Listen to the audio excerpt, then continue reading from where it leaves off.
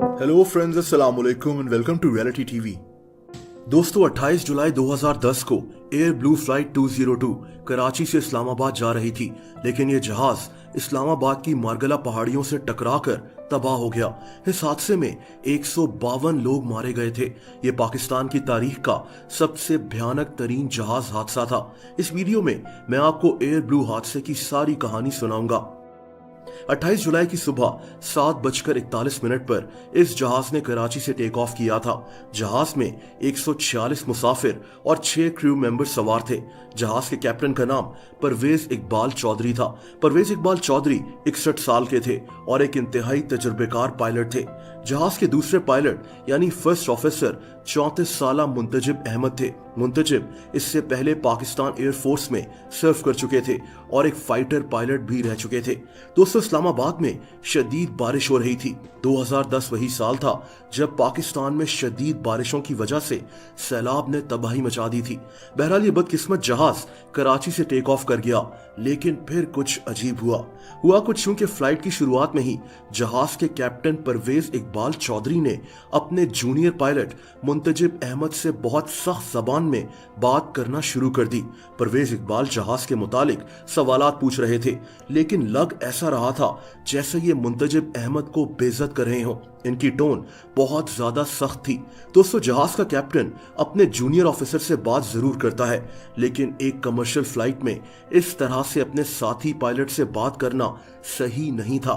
Recording में सुना जा सकता था कि मुंतजिब बिल्कुल चुप हो गए थे। कैप्टन के सख्त अल्फाज और गुस्से की वजह से ये सहम गए थे। इस हादसे में ये पॉइंट बहुत अहम है। दोस्तों, इनकी ये सारी बातें जहाज में मौजूद ब्लैक बॉक्स में रिकॉर्ड हो रही थी। हर जहाज में एक ब्लैक बॉक्स होता है। इसमें जहाज के पायलट्स के दरमियान होने वाली गुफ्तगू रिकॉर्ड हो रही होती है। अगर जहाज तबाह भी हो जाए तो ये ब्लैक बॉक्स बच जाता है और इस रिकॉर्डिंग को सुना जा सकता है। बहरहाल ये जहाज उड़ता रहा और अब इस्लामाबाद के करीब आ चुका था। अब इस जहाज को इस्लामाबाद के एयरपोर्ट पर लैंड करना था।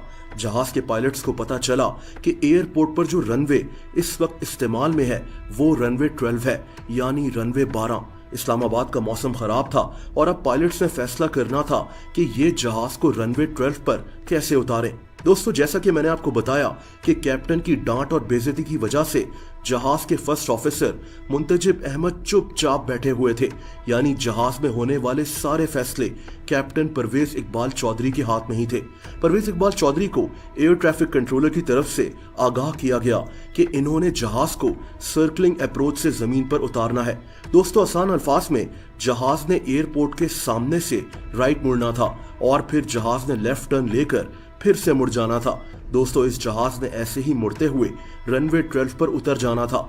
जैसा कि आप देख सकते हैं कि ये जहाज एक सर्कल में घूमते हुए रनवे 12 पर उतर जाता। ये देखने में बहुत सिंपल लगता है, लेकिन इसके लिए जहाज को एग्जैक्ट टाइमिंग और स्पीड के साथ उड़ना था, जो कि बदकिस्मती से नहीं हो सका। शदीद धुंध और बारिश की वजह से पायलट्स को रनवे नजर भी नहीं आ रहा था। दोस्तों, इसीलिए कैप्टन परवेज इकबाल चौधरी ने इस जहाज को नैव मोड पर लगा दिया।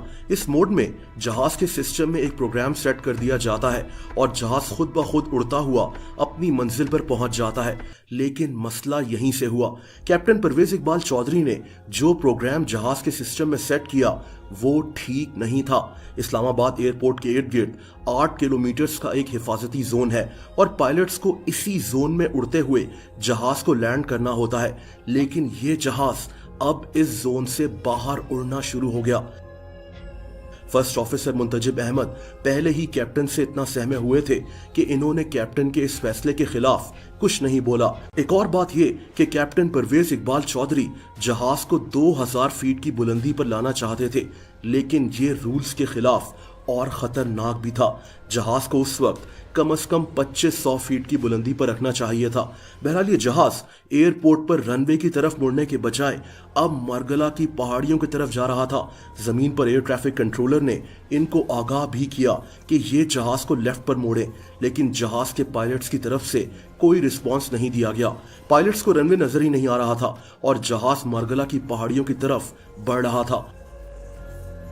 ये जहाज इस वक्त सिर्फ 2300 फीट की बुलंदी पर उड़ रहा था।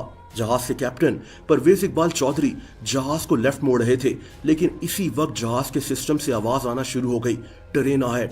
इसका मतलब होता है कि आगे कोई ऐसी चीज आने वाली है जिससे जहाज टकरा सकता है।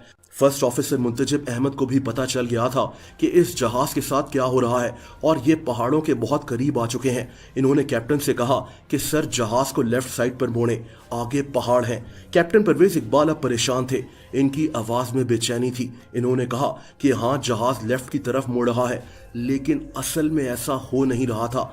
ये जहाज लेफ्ट साइड पर नहीं मुड़ रहा था। दरअसल प्लेन को लेफ्ट मोड़ने के चक्कर में कैप्टन ने जहाज के नॉब को इतना मोड़ दिया था कि ये नॉब घूम गया था और जहाज लेफ्ट टर्न करने के बजाय राइट साइड पर जाना शुरू हो गया। इसी वक्त जहाज नीचे भी जाना शुरू हो गया था। अब कैप्टन ने परेशानी से कहा कि ये जहाज लेफ्ट की तरफ क्यों नहीं मुड़ रहा। दोस्तों, ये जहाज मार्गला हिल्स के करीब आ चुका था। इसमें आखिरी आवाज फर्स्ट ऑफिसर की थी, सर हम नीचे जा रहे हैं। और इसके बाद ये जहाज मार्गला की पहाड़ियों में क्रैश कर गया। जहाज में बैठे 152 लोगों में कोई भी बच नहीं सका। एयर ब्लू जहाज का ये हादसा आज तक पाकिस्तानी तारीख का खतरनाक तरीन जहाज का हादसा है, जिसमें 152 लोगों की जानें चली गईं। दोस्तों, अगर आप मुझे इंस्टाग्राम पर भी फॉलो करना चाहें तो उसका लिंक नीचे मौजूद है।